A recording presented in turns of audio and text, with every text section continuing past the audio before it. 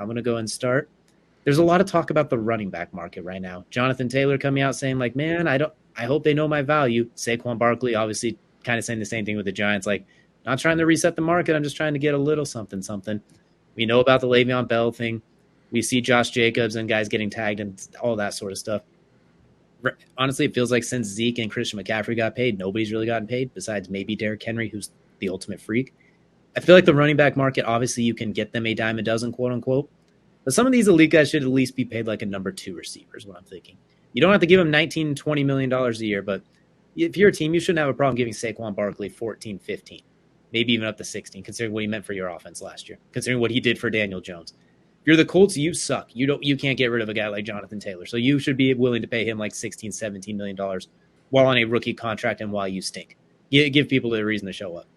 You can look at Josh Jacobs. If you're the Raiders, you kind of stink. It's Devonta Adams and Josh Jacobs. You should probably pay that man. At least if you have to, front load the deal. Make it a lot of money right up front. Take the hit early. So that way if they unfortunately tog early at the back end of it or something like that, or Zeke at the back end, you're not as in flux. Do something like that, like especially these elite running backs. I know Austin Eckler's coming up for one soon, if I'm not mistaken. I think he's having some contract things. That dude was your leading receiver. You pay that man. I don't care if he is 5'6". He is 220 pounds of solid brick.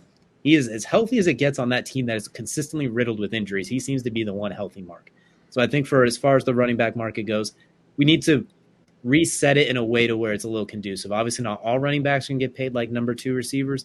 But if you're in that top five category, like even looking at Nick Chubbs and guys like that, who I think Nick Chubb should be up in a couple of years, you got to find a way to pay them, especially when they're in their 25s. You shouldn't get the tag, let them go. I almost feel like running back should be immune to the franchise tag. Almost. Not going to go that far, but it feels close. No, that's fair. By the way, Eckler runs out his contract at the end of this season, so There we go. definitely need to pay the man. No, I agree. Ever since Zeke, and which is totally understandable to not pay anybody after seeing Zeke's contract and what ended up happening to the Cowboys after that.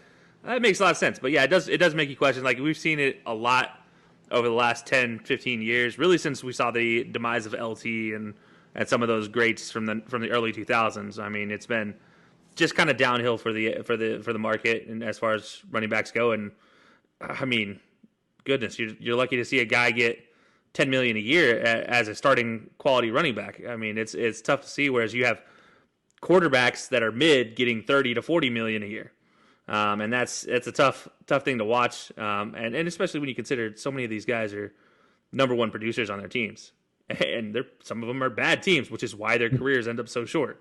And so that's a tough thing to see. But yeah, I know it is interesting to watch the running back market and how it ends up at the end of this offseason for sure.